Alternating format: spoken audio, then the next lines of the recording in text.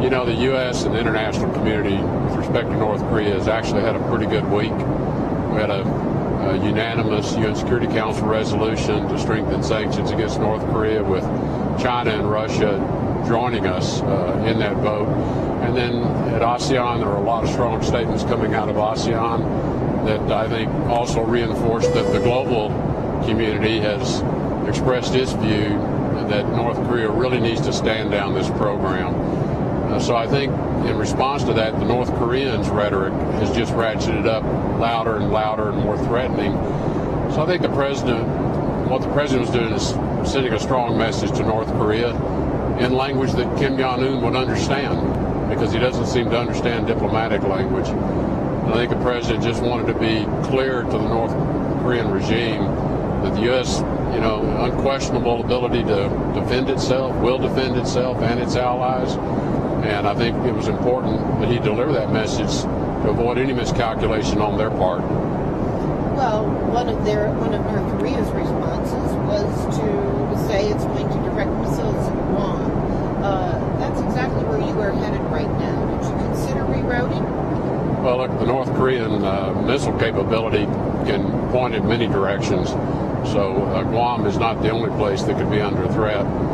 No, I never considered rerouting the trip back, and I do not believe that there is any imminent threat in my own view.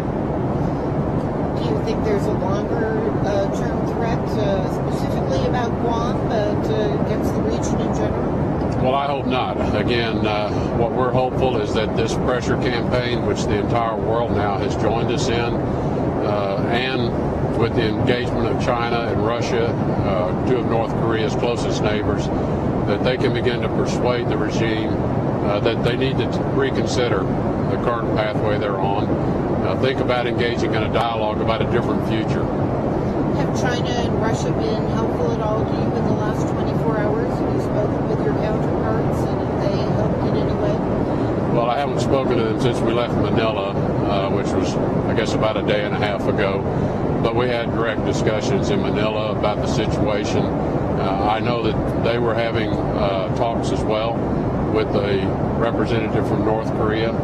I think that is evidence that they have very good open channels of communication to be able to talk to the regime in North Korea. And we hope that they will be encouraging them to stand down their program, to abide by the UN Security Council resolutions, which both China and Russia have voted for in the past. So I'm hopeful that they can use their influence, and I believe they do have influence with the regime, to bring them to a point of dialogue, but with the right expectation of what that dialogue will entail. Has anything happened in the last 24 hours to lead you to believe that we are moving towards a military option, perhaps more quickly than anticipated? Nothing that I have seen and nothing that I know of would indicate that the situation has dramatically changed in the last 24 hours. Do you have any immediate diplomatic plans to de-escalate the situation that could have an impact within days instead of months or years? Well, we have a very active, ongoing diplomatic effort, most of which is behind the scenes, because that's where diplomacy is most effective. We have very open conversations, and our telephone lines remain open, certainly to China and Russia, as well as our allies. And I think publicly we've been pretty clear in our statements directed at the North Koreans as to what we would like to see happen, and to make clear to them that we do not seek to be a threat to them. But we have to respond to the serious threats that they make towards us. There have been calls for you to launch a new diplomatic effort. Do you feel that a new strategy may be warranted? I do not. I think the strategy we're currently on is working. In fact, again, we have now garnered widespread international support, obviously not just with the UN Security Council resolution, but globally, countries are speaking out and expressing the same view as to what North Korea should do, which is not be a threat to the stability of the region. I think, in fact, the pressure is starting to show. I think that's why the rhetoric coming out of Pyongyang is beginning to become louder and more threatening. Whether we've got them backed into a corner or not is difficult to say, but diplomatically, you never like to have someone in a corner without a way for them to get out. And what is Pyongyang's way out?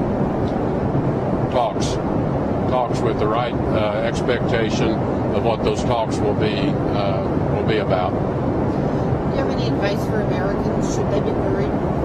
I think Americans should sleep well at night. I have no concerns about this particular rhetoric of the last few days. I think the president, again, as commander-in-chief, I think he felt it necessary to issue a very strong statement directly to North Korea. But I think what the president was just reaffirming is the United States has the capability to fully defend itself from any attack and defend our allies, and we will do so. And so the American people should sleep well at night.